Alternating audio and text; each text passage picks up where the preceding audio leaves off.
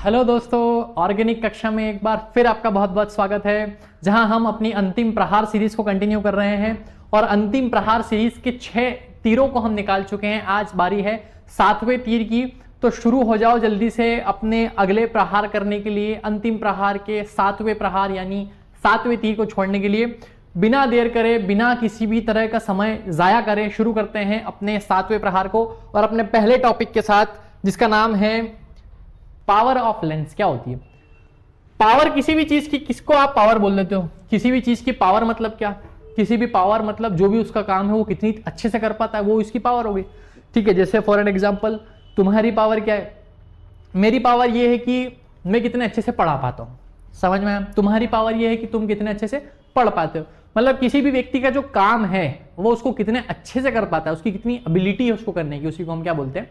Power. जैसे हमारे जो कुछ दोस्त होते हैं, ठीक है, उनकी ये पावर होती है कि ठीठा ढोली करना, ठीक है, एक ही जगह पे खेके खेके करना, तो ये उनकी पावर है। हमारी भी पावर यही है कि खेके खेके करना अपने दोस्तों के बीच बैठ के।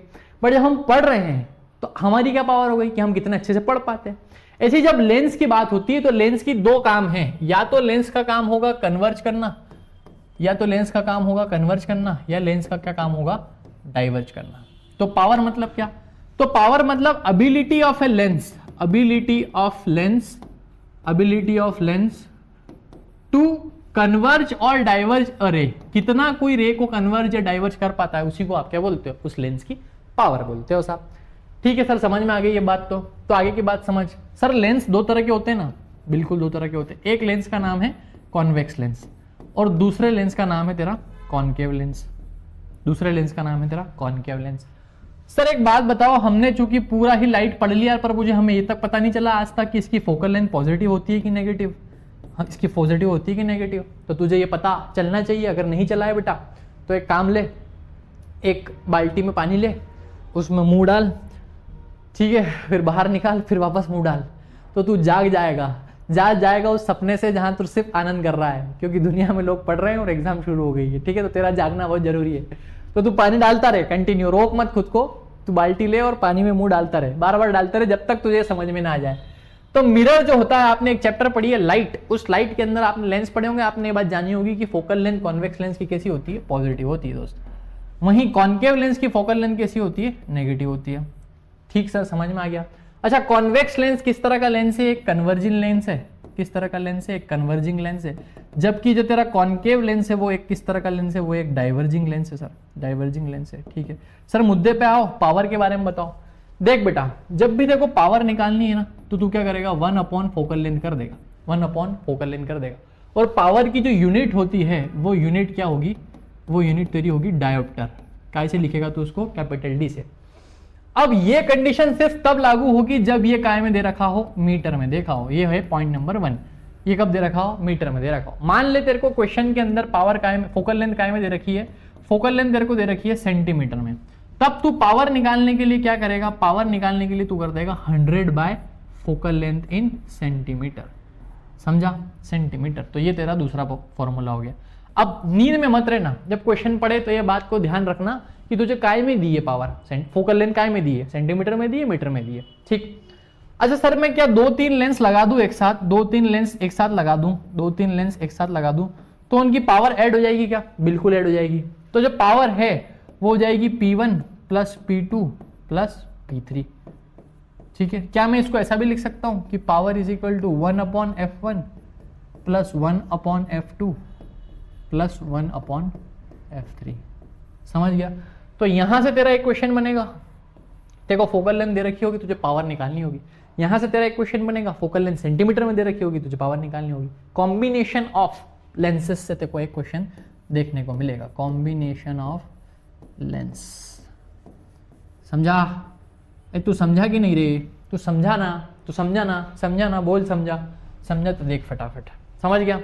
सूझ पड़ गई तेरे को पावर क्या होती है? कितना कोई कन्वर्ज करेगा? जब कॉन्वेक्स लेंस के रिस्पेक्ट में तू पावर बताएगा तो तू बोलेगा कि कॉन्वेक्स लेंस की वो पावर, मतलब वो एबिलिटी की वो कितना कन्वर्ज कर सकता है। जब कॉनकेव लेंस के रिस्पेक्ट में तू पावर बताएगा तो तू बोलेगा कि कॉनकेव लेंस की वो एबिलिटी को कितना डाइवर्ज कर सकता है, क्योंकि दोनों के काम अलग अलग। इसमें और तो कोई बात नहीं बच रही पावर के अंदर।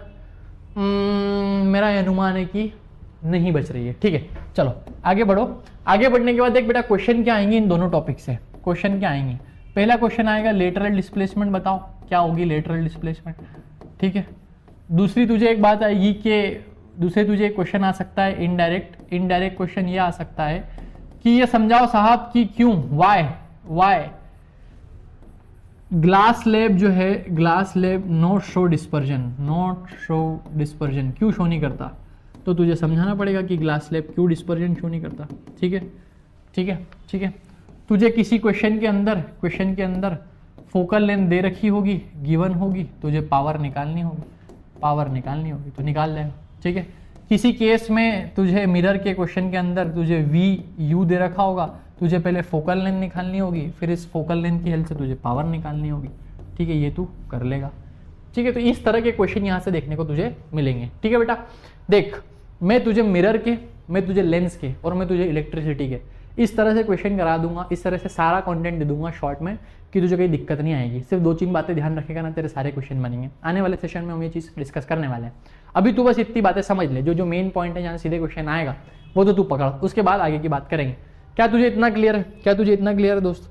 जल्दी बता, इसके आगे अपन देख लेते हैं फटाफट, ठीक है। Water of crystallisation, master chemistry शुरू हो गई फिजिक्स के खत्म होने के बाद ही। हाँ बेटा, केमिस्ट्री शुरू हो गई। क्या होता है वाटर ऑफ क्रिस्टलाइजेशन? अगर किसी भी सॉल्ट के अंदर कुछ पानी के मॉलिक्यूल एम्बेडेड रहे, क्या मैंने बोला कि किसी भी सॉल्ट के अंदर कुछ पानी के मॉलिक्यूल H2O मॉलिक्यूल उसके स्ट्रक्चर के अंदर एम्बेडेड रहे, उसके स्ट्रक्चर में क्या रहे, स्ट्रक्चर में एम्बेडेड रहे, एम्बेडेड मतलब उसके स्ट्रक्चर के अंदर इतने पार्टिकुलर मॉलिक्यूल वाटर के मिक्स्ड रहे, फिक्स्ड रहे, तब आप उसको क्या बोल दोगे कि वो क्या है, वाटर ऑफ क्रिस्टलाइजेशन। सर इसको शो कैसे करते हैं? जब भी किसी सॉल्ट के पीछे डॉट करके क्या लिखा हो बेटा, H2O, कि इस सॉल्ट का नाम लिखा है, डॉट करके 2 H2O, डॉट करके 3 H2O, डॉट करके 4 H2O, मतलब किसकी बात चल रही है, वाटर ऑफ क्रिस्टलाइजेशन। मतलब उस सॉल्ट के अंदर, उसके स्ट्रक्चर के अंदर H2O मॉलिक्यूल इतने क्या है, एम्बेडेड है। 2 लोग इस समाज में, इस समाज के अंदर, वाटर ऑफ क्रिस्टलाइन नाम के समाज के अंदर तुझे 2 लोगों का ध्यान रखना है, ठीक है। हर समाज के अंदर वैसे 2 लोगों का ध्यान रखा जाता है जो खुराफाती करने वाले होते हैं, बट इस समाज के अंदर भी तुझे 2 लोगों का ध्यान रखना है। पहले का नाम है जिप्सम, पहले का नाम क्या है, जिप्सम। कहां लिख दूं, यहां लिख देता हूं, पहले का नाम है हमारा जिप्सम। देख, जिप्सम को तू कहता है CaSO4.2H2O। अब तुझे एक बात ध्यान रखनी है कि ये CaSO4.2H2O जो है ये बना लेगा CaSO4.12H2O, डॉट कितना, हाफ H2O। कितने टेम्परेचर पर? ये टेम्परेचर इंपॉर्टेंट है, 373 केल्विन। कितने बेटा, 373 केल्विन। याद रखना इस चीज को, ठीक है सर, समझ में आ गया। इसी को आप क्या बोल देते हो, इसी को आप बोल देते हो 100 डिग्री सेल्सियस, ठीक है, क्योंकि 0 डिग्री को आप बोलते हो 273 केल्विन, तो 100 डिग्री को आप बोल देते हो 373 केल्विन। ये जो भाई है ना, इस भाई का नाम है जिप्सम, इस भाई का नाम है जिप्सम, और इस भाई का नाम है प्लास्टर ऑफ पेरिस। क्या नाम है, प्लास्टर ऑफ पेरिस। ठीक है दोस्त, समझ में आ गया, बिल्कुल समझ में आ गया, ये सारी बातें तुझे लिखी। अच्छा, एक ये भी ध्यान रखना, एक कंफ्यूजिंग बहुत होता था, बहुत कंफ्यूजिंग है, ये कंफ्यूजिंग है। किसी भी वाटर ऑफ क्रिस्टलाइजेशन को, किसी भी वाटर ऑफ क्रिस्टलाइजेशन को जब आप हीट करते हो, क्रिस्टलाइजेशन को जब आप हीट करते हो ना, हीट करते हो, तो H2O कम्स आउट, ठीक, H2O कम्स आउट। देखो यहां पे आपने इतना ही टेम्परेचर दिया कि 3/2 पानी ही बाहर निकले, समझ में आया? तो इतना टेम्परेचर डिपेंड करता है टेम्परेचर टू टेम्परेचर की, कितना टेम्परेचर देंगे और कितना पानी बाहर निकलेगा। जैसे 373 केल्विन पे पर इतना ही निकलता है कि 3/2 पानी बाहर निकले, तो मैं क्या लिख सकता हूं कि प्लस 3/2 H2O बाहर निकला होगा, प्लस 3/2 H2O क्या निकल गया, बाहर निकल गया। 1/2 ये रहा, टोटल कितने हो जाते, टोटल हो जाते सर 2H2O, इसमें से 3/2 बाहर निकल गया, 1/2 है। सर काम का क्या है, काम का क्या है बेटा, देख समझ, पीओपी के फंक्शन काम के हैं तुझे, पीओपी के फंक्शन। पहला तो एक तो मेडिकल काम में बहुत आता है, मेडिकल मतलब मेडिकल की दवाइयों पे मिलता है क्या? सर मेडिकल की दवाइयों पे नहीं मिलता। तेरे जो टूथ होते हैं ना, टूथ, दांत के मोल्ड्स बनाने में, टूथ मोल्ड बनाने में, ठीक है, तेरे जो मतलब जो हड्डियों के बोन्स के जो प्लास्टर बनते हैं, बोन प्लास्टर बनाने में काम आता है, ठीक। आर्किटेक्चर में इसका रोल है, आर्किटेक्चर के अंदर इसकी, टेक्चर के अंदर इसका रोल है। कैसे? वॉल्स की सीलिंग्स पर, वॉल सीलिंग इसकी बनाई जाती है, ठीक है। आर्टिस्ट लोग इसका काम लेते हैं, आर्टिस्ट लोग इसका काम लेते हैं अलग अलग स्ट्रक्चर बनाने के लिए, ठीक है। जितने भी सॉफ्ट स्ट्रक्चर बनते हैं वो इसी के बनते हैं, सॉफ्ट स्ट्रक्चर बनाए जाते हैं डिफरेंट डिफरेंट, वो सब पीओपी का काम है। ये तेरा वाटर ऑफ क्रिस्टलाइजेशन हो गया और ये तेरा ये हो गया। अच्छा बेटा ध्यान रखना, कॉपर सल्फेट होता है ब्लू कलर का, और कॉपर सल्फेट और जिप्सम ये कैल्शियम सल्फेट है, ये है कॉपर सल्फेट, ये है CuSO4, ये है CaSO4, गच्चा खा जाते हैं यहाँ पर, ये दोनों हमशक्ल हैं, ठीक है। तो जिस तरह से तुम कंफ्यूज हो जाते हो सहेलियों में, ये सहेलियाँ दोनों जो है ना ये बहुत हमशक्ल सहेलियाँ हैं, तो किसी गलत पे हाथ मत डाल लेना। गलत पे हाथ में डालना मतलब ये समझ के इसको मत समझ लेना, तो दिक्कत आ जाएगी, ठीक है। ध्यान रखना आप बात किसकी कर रहे हो, बात इसकी कर रहे हो और बात इसकी कर रहे हो, ये दोनों सेपरेट एंटिटी है, ठीक है। ये समझ लेना कि अरे रे तो वही है, ये वो नहीं है, ये कोई और है, ठीक। चलो आगे चलते हैं, बात आगे चलते हैं। ठीक है, क्वेश्चन क्या बनेंगे, क्वेश्चन क्या बनेंगे मास्टर? देख बेटा क्वेश्चन 2-3 तरह के बनेंगे। पहला क्वेश्चन ये बनेगा, पहला क्वेश्चन तेरा ये बनेगा कि पहला क्वेश्चन तेरा ये बनेगा दोस्त कि जिप्सम से तू बता पीओपी की रिएक्शन बता। पहले तो क्या बता तू, रिएक्शन, और रिएक्शन की सारी कंडीशन भी तुझे बतानी होगी। कंडीशन मतलब कितने टेम्परेचर पे होता है, क्या है, सारी चीज़ें। दूसरा तुझे पीओपी के फंक्शन पूछे जा सकते हैं, पीओपी के क्या पूछे जा सकते हैं, फंक्शन। तो पीओपी के फंक्शन ध्यान रखना, ठीक है। दूसरा तुझे ये पूछा जा सकता है कि वाटर ऑफ क्रिस्टलाइजेशन क्या होता है, वाटर ऑफ क्रिस्टलाइजेशन क्या होता है, उसके एग्जाम्पल दो, ठीक, उसके एग्जाम्पल दो। तो ये 3 तरह के तेरे को क्वेश्चन पूछे जा सकते हैं। मेरा ये अनुमान है कि तीनों क्वेश्चन से तू ठीक ठाक अवेयर हो चुका है और मुझे अब आगे बढ़ जाना चाहिए। क्लियर है? चल भाई आगे आजा, आगे आजा, आजा आजा। रिएक्शन ऑफ इथेनॉइक एसिड और reaction of properties of ethanoic acid. इससे पहले तू एक चीज पढ़, इथेनॉल, रिएक्शन ऑफ क्या बेटा, रिएक्शन ऑफ इथेनॉल। इथेनॉल बेटा और मिथेनॉल, मैंने पिछली क्लास के अंदर तुमसे बात की थी क्या, इथेनॉल और मिथेनॉल की। इथेनॉल और मिथेनॉल 2 अलग अलग चीज़ें हैं। अभी हम इसकी बात कर लेते हैं सेपरेटली। देख, अरे यार पता नहीं, एक तो न जाने किस किस के फ़ोन आ जाते हैं क्लास के टाइम पे, 3-3 4-4 फ़ोन, वो भी। एक सेकंड हो बेटा, ज़माना भर मेरे को ही लगा रहा है, ठीक। साइलेंट कर दो इसको, ठीक है। हाँ, क्या कह रहा था मैं, रिएक्शन ऑफ इथेनॉल। हाँ, तो इथेनॉल क्या है, पहली बात तो इथेनॉल का फॉर्मूला होता है C2H5OH, C2H5OH। मैंने पिछली क्लास में एक बात बताई थी, एक होता है मिथेनॉल और एक होता है इथेनॉल। क्या होता है, एक होता है मिथेनॉल और एक होता है इथेनॉल। मिथेनॉल जो होता है वो होता है CH3OH, ये होता है मिथेनॉल। ये क्या होता है, मिथेनॉल होता है। मिथेनॉल जो है ना वो आपके लिए बहुत डेंजरस है, वो आपके लिए बहुत डेंजरस है अगर आप इसको ड्रिंक करते हो तो, ठीक है। ये आपको ब्लाइंड कर सकता है परमानेंटली, ठीक, ये आपको क्या कर सकता है, ब्लाइंड। तो अल्कोहल जिसको आप मानते हो अल्टीमेटली, जो देसी माना जाता है, ठीक है, देसी मतलब अल्कोहल जिसे माना जाता है, वो साधारण भाषा में आप C2H5OH की बात कर रहे हो। तो हर वो ग्रुप जिसके पीछे OH ग्रुप जुड़ा है, हालांकि वो अल्कोहल ही है, जैसे मिथेनॉल भी एक अल्कोहल है, इथेनॉल भी एक अल्कोहल है। लेकिन जो हमारा अल्कोहल है, हमारा मतलब हमारा नहीं, जिसका भी है, जो मार्केट के अंदर लोग कंज्यूम कर रहे हैं दर भर के, तो वो इसकी बात चल रही होती है। अब अगर मिथेनॉल आपने ले लिया तो ये आपके साथ बहुत डेंजरस है, क्योंकि आपके लिवर के अंदर कुछ ऐसे चेंजेस करेगा कि आपको ये ब्लाइंड कर सकता है, ठीक है। आपकी ऑप्टिक नर्व को अफेक्ट करके आपको ब्लाइंड कर सकता है। लिवर के अंदर ये टॉक्सिसिटी भी कॉज कर देता है, ठीक है। तो टॉक्सिसिटी इन लिवर भी कॉज कर देगा, ठीक है। तो क्या सर इथेनॉल पिए, ये रहने दे बेटा, कुछ भी नहीं पीना है, ठीक है। ना इथेनॉल पढ़ना है, ना पीना है, ना मिथेनॉल पीना है, बस तुझे पढ़ना है, समझ के रखना है, ठीक है, कि हमको बिल्कुल भी नहीं पीना है। सारी चीज़ें आपके लिए बहुत सेहत के लिए खतरनाक तरीके से खतरनाक ही है, मतलब, ठीक है। पहली रिएक्शन तुझे देखना है, रिएक्शन विथ मेटल। रिएक्शन किसके साथ, विथ मेटल। तो मैं ये बोल देता हूँ तुझे कि C2H5OH है, इसके साथ अगर मैं मेटल की रिएक्शन करा दूँ, मेटल का नाम है सोडियम, तो तेरा C2H5ONa प्लस हाइड्रोजन गैस क्या निकलेगी, बाहर निकलेगी। इसको डू बोल देता है सोडियम इथोक्साइड। क्या बोलता है दोस्त, सोडियम इथोक्साइड। तो ये पहली रिएक्शन तुझे ध्यान रखना है, पहली रिएक्शन तुझे ध्यान रखना है। सर अभी आपने इथेनॉइक एसिड तो बताया ही नहीं, पहले इथेनॉल बनने लगा है। अरे बेटा मेरे इथेनॉइक एसिड बना तो ले, आगे लगा दिया इसका मतलब ये थोड़ी, आगे लगा दिया इसका मतलब ये थोड़ी, यहाँ लगा दिया, बट उसकी रेलेवेंसी पहले वो समझ तो लो, आया कहाँ से, पहले उसको ले आते हैं, फिर उसके बारे में बात करेंगे। दूसरी चीज तुझे पढ़ना है dehydration of ethanol. Dehydration of ethanol क्या होता है सर? डिहाइड्रेशन शब्द मतलब क्या? पानी निकल जाना। पानी निकल जाना, जब भी आप डिहाइड्रेट हो जाते हो मतलब आपके शरीर से पानी चला जाता है और आपके अंदर पानी की कमी आ जाती है, तो आप क्या करते हो? भर भर के पानी पीते हो, जैसे गर्मी में होता है। तो इसके अंदर से भी वाटर अगर निकल जाए, कैसे निकल जाए? एक था C2H5, C2 गड़बड़ हो गई रे, C2 रुको, हाँ C2H5OH, बहुत अच्छे। जब इसके अंदर से मैं डिहाइड्रेशन करवा दूंगा तो पहली चीज जो आपको ध्यान रखनी कि डिहाइड्रेशन होगा 443 केल्विन पे, और एक चीज होगी जिसको कहते हो आप H2SO4, उसके प्रेजेंस में ये होगा। तो वाटर बाहर निकल जाएगा, मतलब बचेगा कितना? C2H6 plus H2O, C2H4 plus H2O। एक H ये है और एक इसका F है, तो C2H4 बचेगा। क्या बचेगा दोस्त? थोड़ा छोटा कर लेते हैं इसको, बहुत बढ़िया।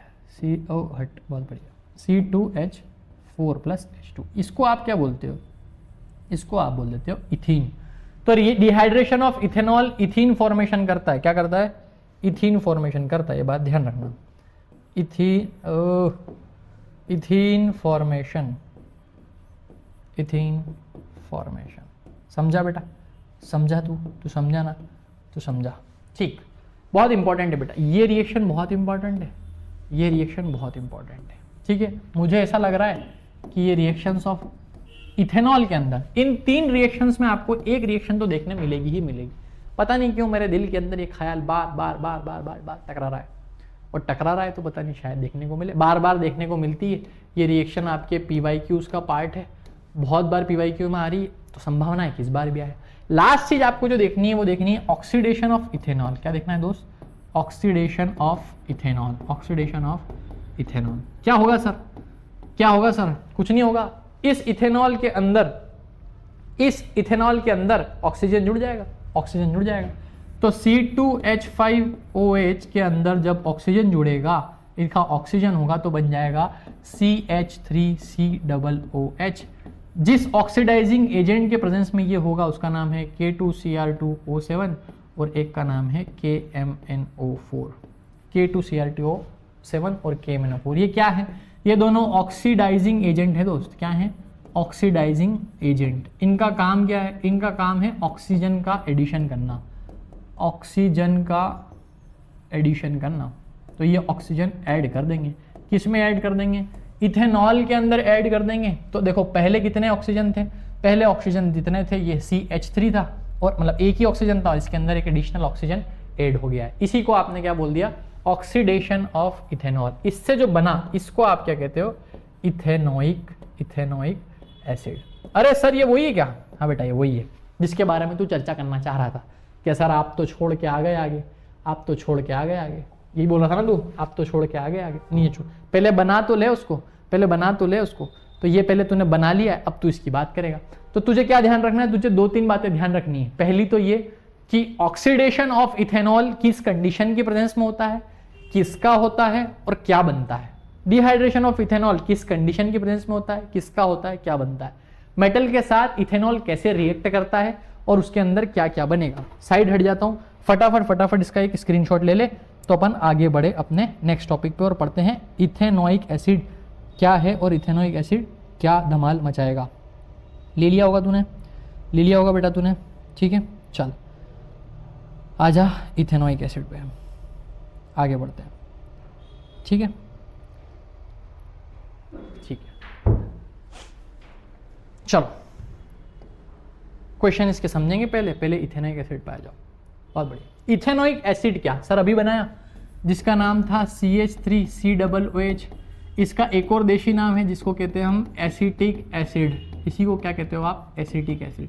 अच्छा एसिटिक एसिड क्या एक स्ट्रॉन्ग एसिड है? नहीं दोस्त, ये एक वीक एसिड है।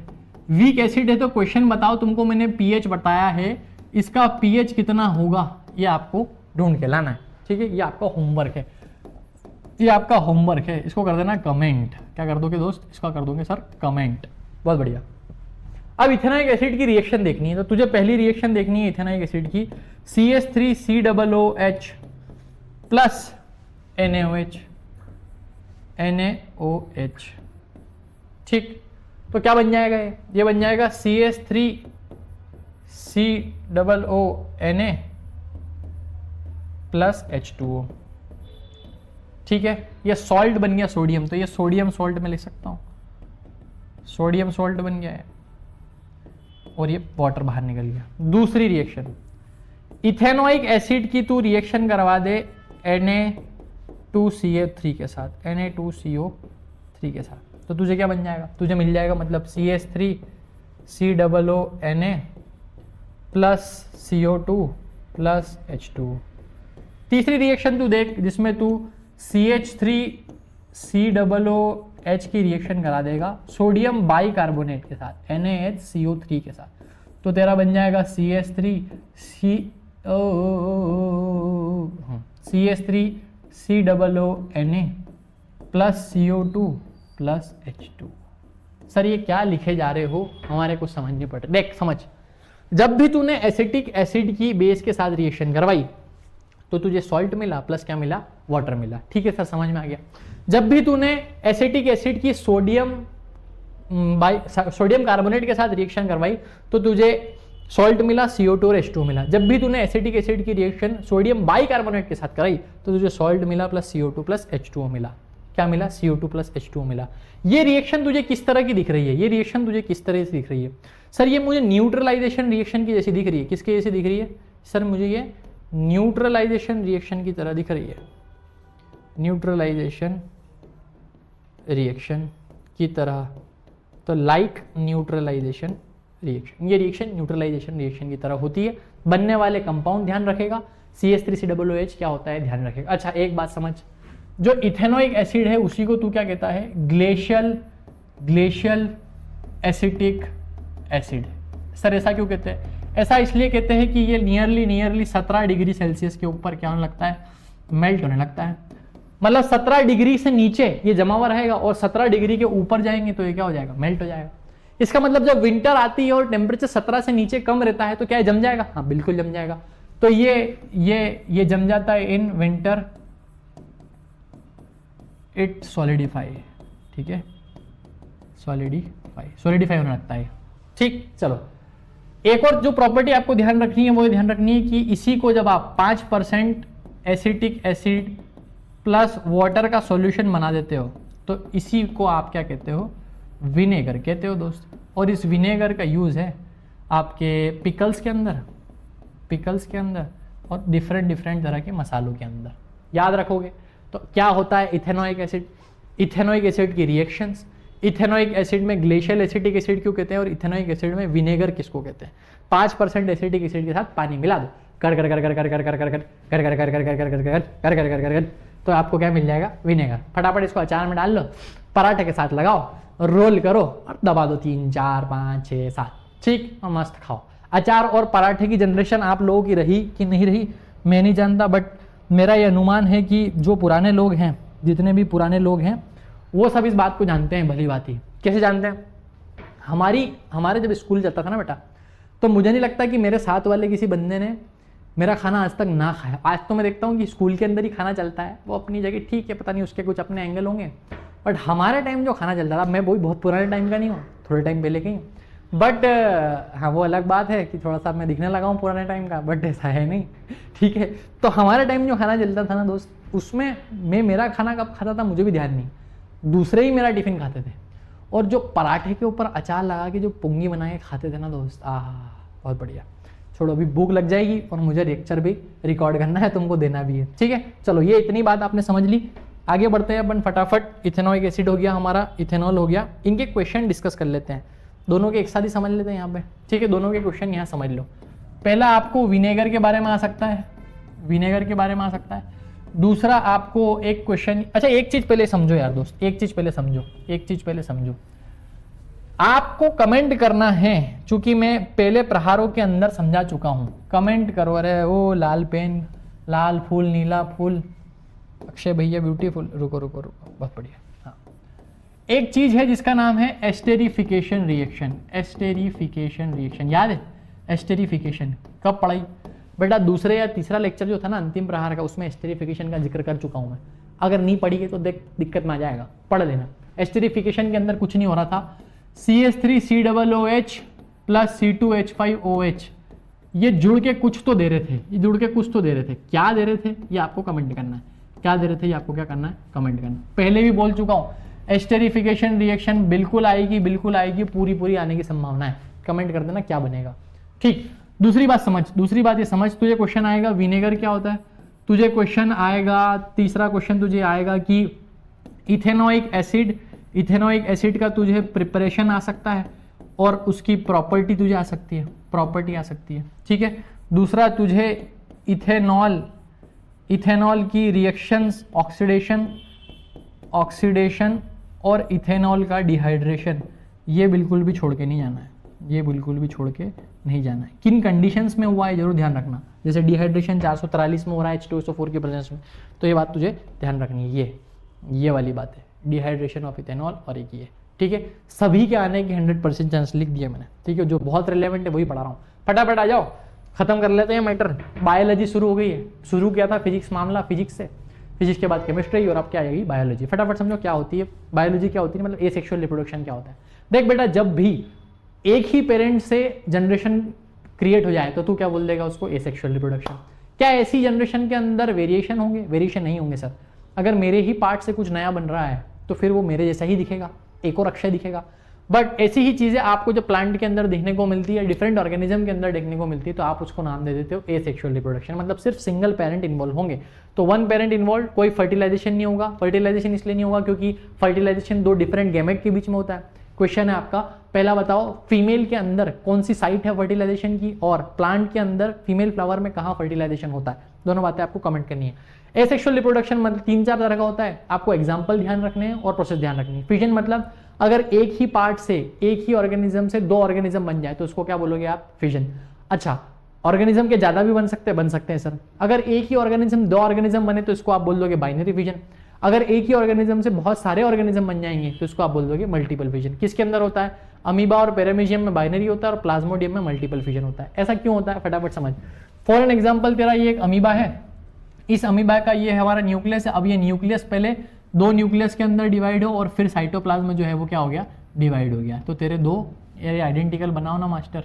अरे रुक जा यार, ये अलग झंझट है थोड़ी सी। एक तो ये अच्छा रहता है ब्लैक बोर्ड पे भड़ाभड़ कर लो, यहाँ थोड़ी सी समझ, ये दो बन गए। दूसरी कंडीशन क्या, दूसरी कंडीशन मतलब ये तेरा न्यूक्लियस है, ये डिवाइड करके दो न्यूक्लियस ना बना के मल्टीपल न्यूक्लियस बना दे। क्या बना दे, मल्टीपल न्यूक्लियस बना दे। फिर मल्टीपल साइटोप्लाज्म डिवाइड हो जाए तो तेरे ये बहुत सारे अमीबा बन जाए, मतलब प्लाज्मोडियम बन जाए। ये होता है मल्टीपल फ्यूजन का केस और ये होता है बाइनरी फ्यूजन का केस। समझ गया कब होता है साइटोप्लाज्म, इसको आप बोलते हो साइटोकाइनेसिस, इसको आप बोलते हो साइटोकाइनेसिस मतलब साइटोप्लाज्म का डिवीजन, इसको आप बोलते हो कैरियोकाइनेसिस। कैरियोकाइनेसिस मतलब न्यूक्लियस का डिवीजन। ठीक, इस प्रोसेस को न्यूक्लियस का डिवीजन कैरियोकाइनेसिस, साइटोप्लाज्म का डिवीजन साइटोकाइनेसिस। फिर आती है बडिंग। बडिंग मतलब कुछ नहीं है, एक मेन स्ट्रक्चर से छोटी सी आउटग्रोथ निकलेगी। फॉर एग्जांपल ये हाथ ऐसा समझो, इससे छोटा सा एक आउटग्रोथ निकला, वो डेवलप हुआ और कट के सेपरेट हाथ के अंदर डेवलप हो गया। सर कैसे डरावनी बातें कर रहे हो, रात को सोना भी एग्जाम चल रही है। ठीक है बेटा, तुम डर रहे हो क्या, ठीक है कि तुम डर सकते हो, तुम नहीं डर सकते बेटा, हम डर जाए एक बार पर तुम नहीं डरोगे। ठीक है, खतरनाक खिलाड़ी लोग हो तुम। फ्रेगमेंटेशन मतलब क्या, कोई एक फ्रेगमेंट है उसके छोटे छोटे टुकड़े हो गए, वेरिएट टुकड़े बन जाए। अच्छा, बडिंग किस में होती है, यीस्ट और हाइड्रा के अंदर। फ्रेगमेंटेशन होता है स्पाइरोकाइरा में। रीजनरेशन मतलब कोई एक पार्ट शरीर का टूटा और वो पार्ट नई बॉडी कंप्लीटली बना देते। फॉर एन एग्जांपल, मान लो कि ये एक ऑर्गेनिज्म है, ये ऐसा दिखता है कुछ तो भी, ठीक है। अभी यहाँ से कटा और इसके दो पार्ट बन गए, एक ये बन गया और एक ये बन गया। समय के साथ आपने देखा कि ये वाला ऑर्गेनिज्म का पार्ट भी नया ऑर्गेनिज्म बना लिया और ये वाला ऑर्गेनिज्म का पार्ट भी नया ऑर्गेनिज्म बना लिया। ये वाला ऑर्गेनिज्म भी नया ऑर्गेनिज्म और ये वाला ऑर्गेनिज्म भी नया ऑर्गेनिज्म। ठीक है, इसको आपने क्या बोल दिया, रीजनरेशन। किसके अंदर होता है रीजनरेशन, होता है दोस्त प्लेनेरिया के अंदर। लास्ट है स्पोर फॉर्मेशन। स्पोर फॉर्मेशन दोस्त है राइजोपस के अंदर। राइजोपस क्या है बेटा, ब्रेड मोल्ड मतलब ऐसी फफूंद जो किस पे लगती है, ब्रेड पे लगती है। होता कुछ नहीं है, ये उसकी मेन बॉडी है, उसको आप बोल देते हो हाइफी, इसको आप बोल देते हो हाइफी। इस हाइफी के ऊपर एक स्ट्रक्चर होता है जिसको आप बोलते हो स्पोरेंजियम, इसको आप क्या बोलते हो, स्पोरेंजियम। और इसके अंदर होते हैं छोटे छोटे क्या, स्पोर, इसके अंदर होते हैं स्पोर। जब ये स्पोरेंजियम फूटेगा और ये स्पोर कहाँ जाएंगे, बाहर आ जाएंगे, लैंड करेंगे, लैंड करके ये नई हाइफी बना लेंगे जिसके अंदर नया स्पोरेंजियम लगेगा। तो स्पोरेंजियम के अंदर जो स्पोर है वो बर्स्ट हुआ, बर्स्ट होने के बाद स्पोर जो है वो लैंड पे जर्मिनेट करे, जर्मिनेट करने के बाद नई हाइफी और नया स्पोरेंजियम बना लिया। इसी को क्या बोलते हो, स्पोर फॉर्मेशन होता है किसके अंदर है, राइजोपस।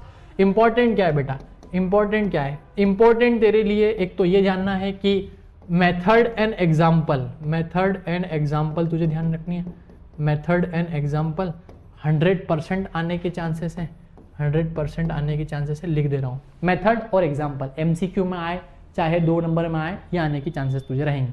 कौन कौन के अंदर क्या क्या होता है ये बात बिल्कुल ध्यान रखनी, समझाने वाली बात मैंने तुझे समझा ही दी है। वेजिटेटिव प्रोपोगेशन, एक बात फटाफट समझ, फटाफट ये कंसेप्ट को समझ।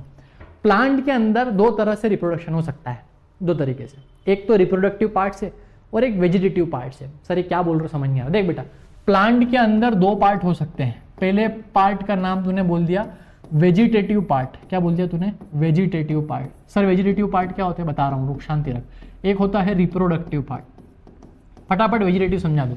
वो पार्ट रिप्रोडक्टिव तो तुझे पता ही है, फ्लावर होता है। रिप्रोडक्टिव तुझे पता है, हाँ सर रिप्रोडक्टिव तो मुझे पता है, फ्लावर होता है। क्यों, क्योंकि इसके अंदर तेरा एंथर होगा, ठीक है, ठीक है, और इसके अंदर तेरा ओवरी होगा, मतलब इसके अंदर पिस्टिल होगी तेरी, ठीक। अच्छा सर वेजिटेटिव के अंदर 3 पार्ट है। पहली चीज को तू कहता है स्टेम, दूसरी चीज को तू कहता है लीफ, और तीसरी चीज को तू कहता है रूट।